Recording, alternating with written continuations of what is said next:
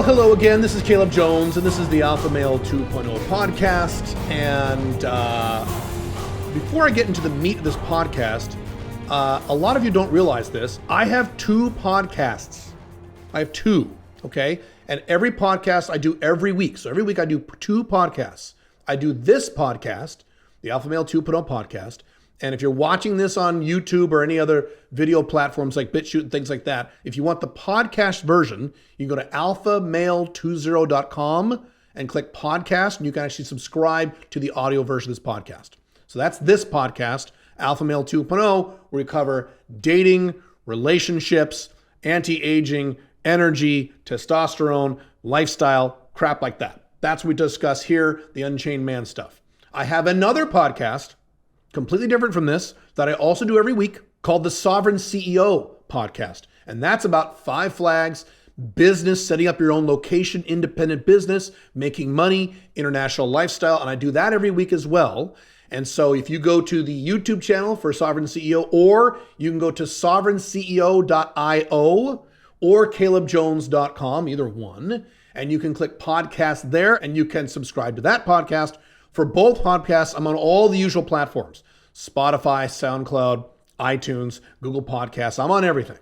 So just be aware, if you're listening to just one of my two podcasts, you should be listening to both if you want the entire experience for both women, dating, happiness, masculinity, and business, money, international. The entire gamut. Cool? Cool. So this is the Alpha Male 2.0 podcast.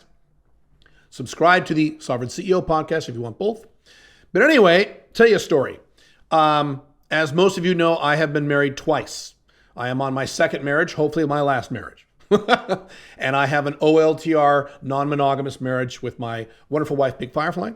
And many years ago now, when I was a much younger man, I had a marriage, a traditional monogamous marriage to a normal person in a normal marriage. And in that marriage, a regular occurrence in that marriage was that we would argue a lot about money. And marriage therapists, counselors, marriage experts will tell you that the number one cause of arguments and strife in a marriage, now when I say marriage, I mean a cohabiting relationship, is money. Let me backtrack on that really quick. When I say marriage, a lot of red pill guys kind of tune out. Well, I'm never getting married. When I say marriage, I mean you are living full time with a woman in a romantic context. I don't care what documents you've signed or not signed. When you live full time with your girlfriend, you're married. You're living the lifestyle of a married man. No, you're not legally married, but that's not relevant. So when I say marriage here, I'm talking about cohabiting with a woman in a romantic context. No, I'm not talking about having a female roommate you don't have sex with. I'm talking about an actual sexual romantic relationship with a woman you live with full time. So when I say marriage, just replace that with you're living full time with a woman, okay? Anyway, therapists will tell you that the number one cause of problems and arguments is money. There are a lot of them, but money is number one. And that's what I went through in my first marriage.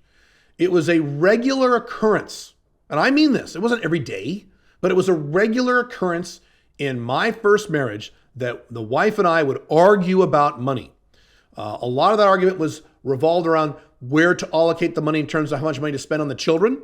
So that's another hint. If you have kids, you're going to argue more with your wife than if you don't have kids. Just a reality.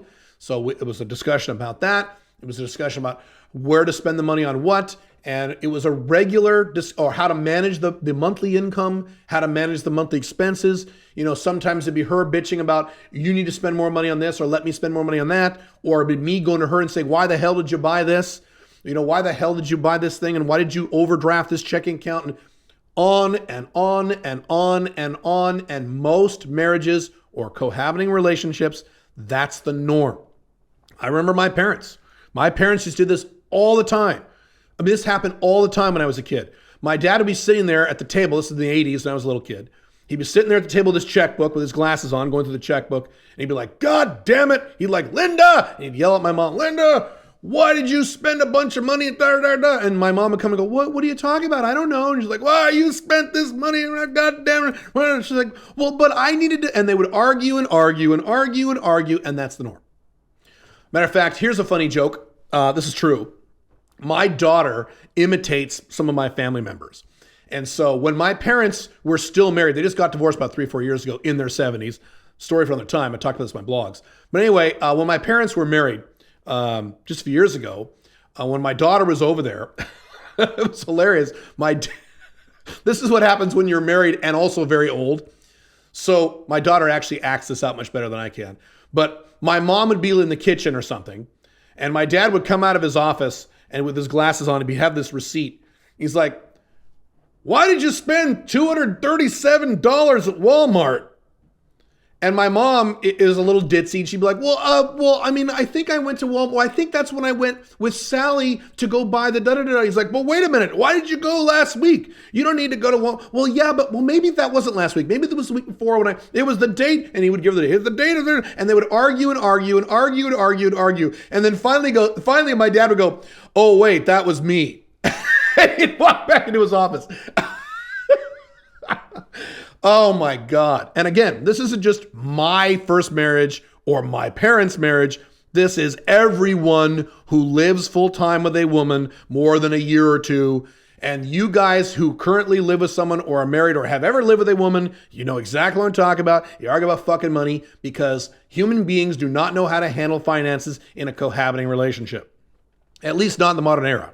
So I'm sure back in the 1950s, when things were very structured in terms of woman does this, man does that, the man would just say, "Here's what we're doing with the finances. You don't like it, bitch, tough shit."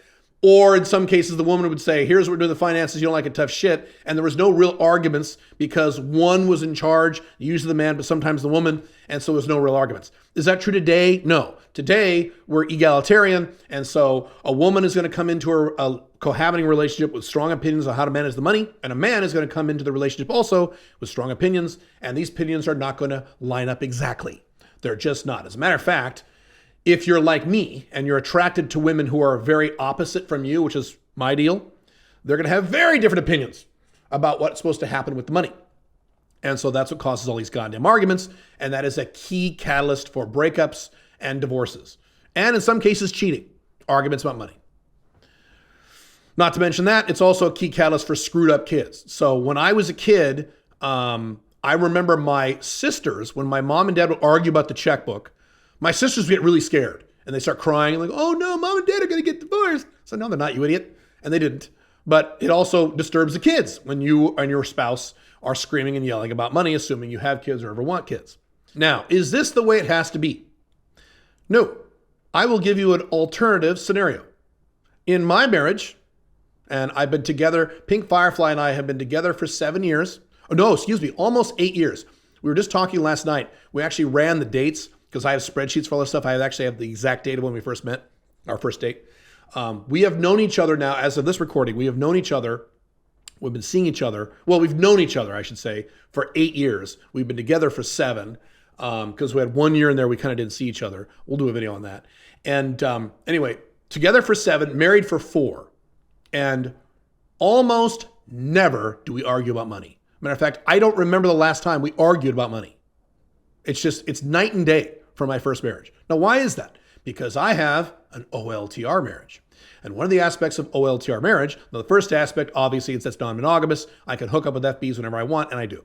So that's the first aspect. But the second aspect is that there is a legal, financial, logistical, and in my cases, international barrier between my money and her money. There is a separation of finances. In the book, The Ultimate Open Marriage Manual, I discuss some of this in detail. It's at open-marriage.com. You can go get that book.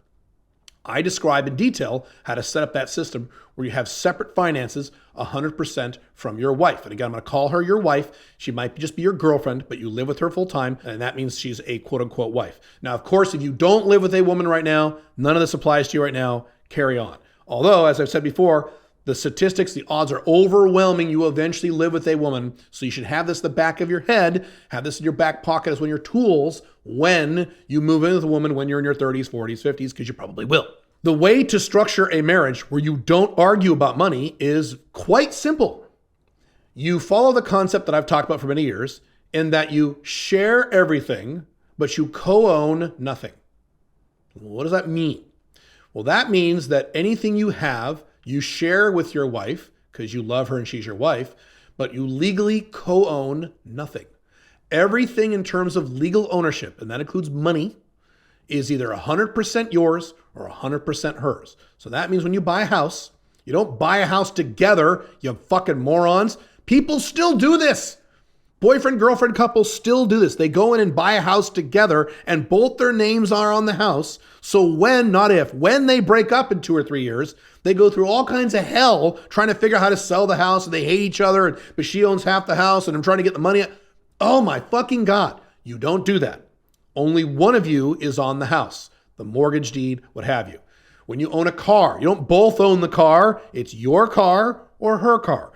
In terms of checking accounts and savings accounts, everything is either in your name or her name. There is literally nothing in both of your names. If they're in both your names, guess what's going to happen? You're going to argue. You're going to argue over what to do with that money. If it's 100% in her name, you have nothing to do with it. She can do whatever the fuck she wants with that money. And if you don't like it, that's your fucking problem. But you shouldn't care. It's not your money. It's her money. And vice versa. If you have an account and it's 100% in your name and it's your money, she has no say in that money. It's your fucking money. Okay? This is how you don't argue. But Caleb, you still have joint expenses. You have groceries and things like that. Well, let me tell you what Pink Firefly and I do. We've been doing this for years. It's not a big deal. She has her accounts. I have my accounts. So when we go grocery shopping together, we have one cart and we go through the grocery store and we both put both of our shit in the cart. It's perfectly fine. We enjoy our time together. Okay. When we go to the checkout counter, she pulls out her shit, puts it on a little conveyor belt, and she pulls out her debit card for her account that has her name on it, not mine, and she buys her groceries, and then I put my stuff on the conveyor belt, and I buy my groceries with my card. Not once. We've been doing this for years and years and years. Not once has anyone looked at us weird or called it or looked at us strangely or say, why are they doing that? That's very odd. No one gives a fuck. That's how you do it. It is not a hassle. It's not a big deal. It doesn't take any extra time. It's the exact same experience that you would have if you purchase all with one card. That also applies to paying bills. So she has the Comcast bill. I don't watch TV. She likes to watch TV. I think TV sucks. So she pays the Comcast bill. It's her bill. I don't pay that fucking bill. It's her bill. She has her cell phone bill and I have my cell phone bill. We're not both on a family plan. Are you fucking kidding? No. Then we would argue about why did you make that long distance call and how come you visited this country and you didn't turn off mobile data and now there's a $300 charge. God damn it. And you're going to argue about money again. Instead, she has her cell phone bill and I have my cell phone bill. She can do whatever the fuck she wants with her cell phone. I can do whatever the fuck I want with my cell phone. And there's no argument because they're separate bills. They're the same company, by the way, but they're separate bills. That applies to everything. Cars, savings accounts, investment accounts, checking accounts, cell phone accounts, credit cards. They are all hers or mine. There is literally nothing in our financial life that has both of our names on it. Nothing. Because I don't want to argue.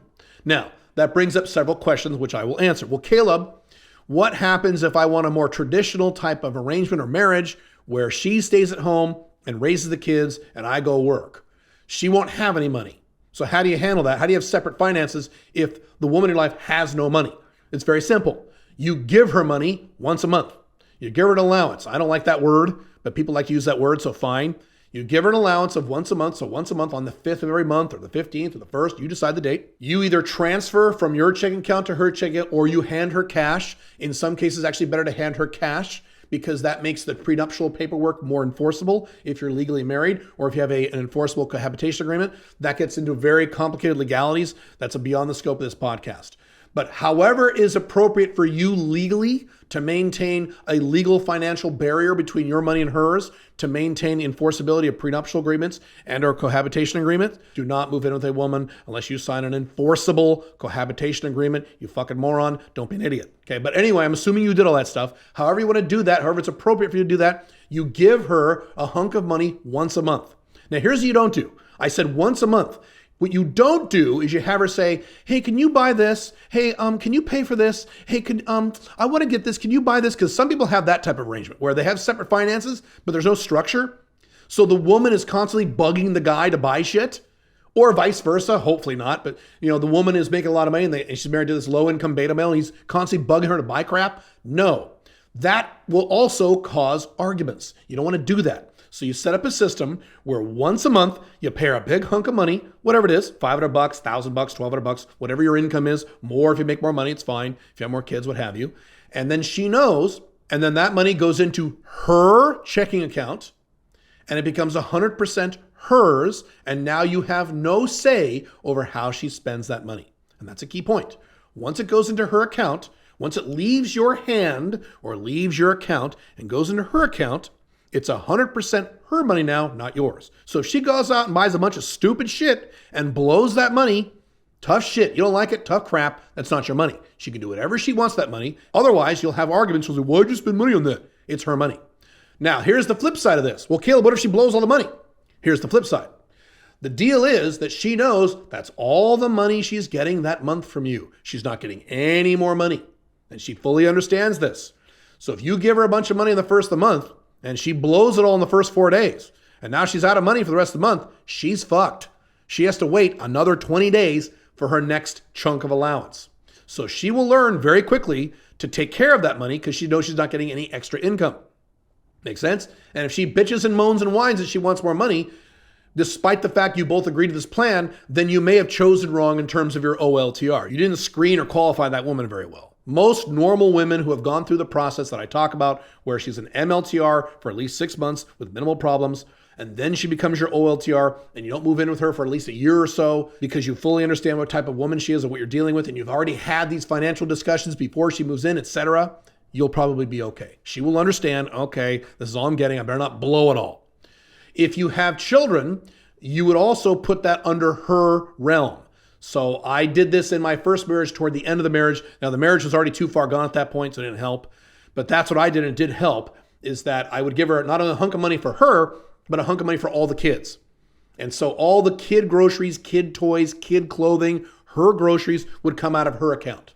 And it was understood that X amount was for the kids and X amount was for her. And she could then, again, once I put that money in her account, she could do whatever she wanted with that money with no input from me. Make sense? So if she said, why'd you buy those clothes? Like, shut the fuck up. It's her money. She manages that. Now, if you don't want to do that, if you want to be in charge of buying shit for the kids, you shouldn't be. But if you want to be in charge of buying shit for the kids, fine. You would retain that money and you would go shopping for the kids once or twice a week. You should be building your business and building your mission, but topic for another time outside this podcast. That way, that separation is always maintained and the possibility for arguments goes way, way, way down. That is the opposite of the typical marriage where the woman says, we should set up a joint checking account because it's easier. And the guy goes, you're right, it would be easier. It's more convenient. We should set up a joint checking account, both put money in there. Fucking hell. All you're going to do for the rest of your life is argue about how you're spending money out of that checking account. Or worst case scenario, you'll be with a woman like my first wife who would regularly overdraft the checking accounts because she wouldn't check how much money was in there before she ran expenses, causing all kinds of hell with your bank and all kinds of fees and charges and have a big nightmare. Now, here's what's very interesting about that. Once I made that change in my first marriage, because I did make that change toward the end of the marriage, I said, all right, that's it. I'm not doing this anymore. We're not arguing anymore. We're going to separate all the finances. We're going to separate all the checking accounts. You have your checking account with your name on it, my checking account with my name on it, and then I'm going to hand you a hunk of money once a month and you can do whatever you want. As soon as I did that, miraculously, like magic, she never overdrafted account ever again. See, when it's your money and not our money, you take better care of it. When it's our money, you take less care of it. Just the way it works. Same thing with people who like teenagers who say, Dad, will you buy me a car? And he says, no, if I buy you a car, you won't appreciate it. You'll run it in the ground. You'll treat it like shit. You'll get in car accidents. You won't change the oil. But if you buy your own car, you'll take better care of it because it's your car. It's true. Works the same way in finances in long-term live-in relationships. If you just have this joint account that just magically refills with money because you're a beta, you keep putting more money in there every few days to support your, overspending wife, she's not going to give a shit about managing that account. She's going to overdraft that account and have all kinds of problems. But if it's her account, not yours. She'll take very, very good care of it. That's how this works. And by the way, that's what you want. Isn't that what you want? Don't you want a wife/live-in girlfriend who is responsible with her finances instead of a fucking maniac? Right. Now, how do you handle unusual expenses or big expenses? Let's say you guys want to go on a trip or something, right? And you got to figure out who pays for that and who doesn't and how you're going to save up for that. You know what you do? You sit down and you discuss it. We want to go on this trip. It will cost X. Who will pay for it? How will we afford it? That's it. You discuss it. Now, if you're following my advice, you are not living with a woman until you're at least 35 years old. If you're under the age of 35, don't move in with a woman. If you're under the age of 35 right now and you live with a woman, you have just fucked this up and you need to change that immediately, in my opinion. Again, topic for another time outside the scope of this podcast. But if you're following my advice, you are over the age of 35, then statistically speaking, you will be making a lot more money than she will. Unfortunately, if you're in your 20s, women in their 20s make more money than men in their 20s now. Oh my God. Collapse the Western world. Well done, guys. So anyway, if you're over the age of 35, that's like the case. You will probably have more money. You may even have significantly more money than her, and that's fine. So if that's the case, then yes, you'll probably be covering most, if not all, the costs of your vacations and shared events like that. In my particular marriage, I make not only a lot more money than my wife, but orders and orders and orders of magnitude more money than my wife. So I will generally, these days, it was not always like this, because we've been together for 7 years. These days, today, I will generally pay for these expenses because I don't care. I make so much money and I make so much more money than her. It really doesn't bother me. Very similar to the guy who wants the more traditional marriage where the woman stays at home all day and takes care of the kids and earns no income and he owns 100% of the income. Well, then obviously you're going to be spending 100% of the expenses on these shared events like vacations and things like that. Same deal if you make, if you make $600,000 a year and your wife makes $42,000 a year, then guess what? You're going to be paying the majority or all of the expenses in terms of these big events like vacations and things like that. It shouldn't really bother you as long as you're budgeting correctly. Not a big deal. Now, if you are more at parity with her income, there are couples like this. Let's say you're making, $90,000 a year and she's making $78,000 a year. Well, then guess what, bitch? You got to chip in. Sorry. You don't have to pay 50-50, 60-40. She needs to chip in. And if she's not going to chip in, if you're going to spend in that scenario where you're at parity, if she's not going to chip in, then she needs to compensate for that in some other way. So maybe you pay for the vacation, but she pays for the thing you guys are doing next year or something like that. That's a little more dangerous because what if you break up before then? But whatever, that would be okay. So it really depends on, in terms of who pays for what for shared expenses like a vacation, who makes more money or who makes the same amount of money, and use that as a guidepost for who pays for what. And again, I will repeat, if you're offering something to her very fair, like if you both make the same amount of money, but she wants you to pay for all the vacations and she's not going to make up for it any other place, and she yells and screams at you, then you fucked up, you moved in or married the wrong woman, and you have some difficult decisions to make. You didn't follow my process of how to qualify for an OLTR. To give you my example, Pink Firefly was an FB for a year. Then I didn't see her for about a year. Then she was an MLTR for about 6-7 months. Then she was an OLTR, and then she was an OLTR for like a year and a half, I believe, before she ever moved in with me. So you see how long I waited? And this is by design. You see how long I waited before I let her fucking move in with me? I wanted to know exactly what I was dealing with, and I didn't want to rush into anything, which is what most of you motherfuckers do. You rush into shit. Okay? Don't do that. No wonder you have problems when you rush into stuff, of course. You guys are just, you meet a girl, you have sex 2 or 3 times, you fall in love, and you immediately start thinking about or talk about her moving in. And then she moves in, and it's great for about a month, and then you have all kinds of hell for the rest of your life. Yeah, don't do that. Follow the procedures. Follow the Alpha Male 2.0 relationship models. By the way, that is another key component of not having arguments about money or arguments about anything is the qualification process. And I'll say it again really fast. You don't make a woman an OLTR your girlfriend. This is not moving in now. This is just girlfriend until she's been an MLTR for at least 6 months with very little problems. Then you have the OLTR talk, which I talk about in the Ultimate Open Relationships Manual at haveopenrelationships.com. You go through that talk. She survives the talk. Then you date her for another 6 months to 18 months before you move in with her.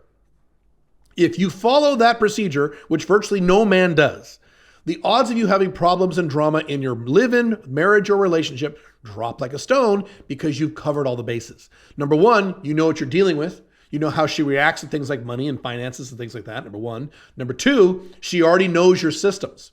So I promise you, after being with me for years and years and years, dating me in some form or fashion for years and years and years, Pink Firefly was very well aware of how I handle my money and how I was going to handle the money if she was going to move in with me, and very well aware of my extracurricular sex life and how that all worked. It's not like I moved in with her and then said, okay, now that we live together, let's figure this out. Oh no, she was very well aware of all my systems in my life, and if she really hated them, she would not have moved in with me.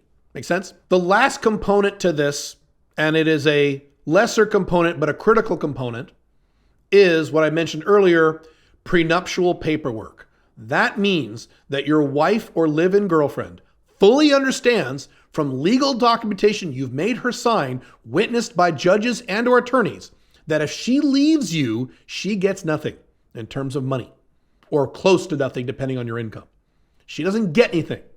My first wife knew that for me to divorce her would be very, very, very difficult because it was a traditional legal marriage with no prenuptial paperwork whatsoever in a no-fault divorce state. She was aware of all this. And trust me, your girlfriend/wife is going to be aware of these things. So she knew, well, I can argue all I want, demand all the money I want. He doesn't like it. He's fucked. What is he going to do? Divorce me? That's going to be a nightmare. He'll lose all this money and blah, blah, blah. Whereas if your wife or live-in girlfriend knows for a fact that if she leaves you or you leave her, she ain't going to get shit for money, makes her a lot nicer and a lot less prone to argue with you about stupid shit, especially things like money. So that's a component as well. That's another reason why we don't argue very much in my marriage over the 4 years I've been married to Pink Firefly, because one of the many reasons is she knows if I ended this marriage tomorrow or she ended the marriage, she would walk away with nothing financially. Unless I chose to give her money, which would be my decision. And by the way, that's the way it's supposed to work.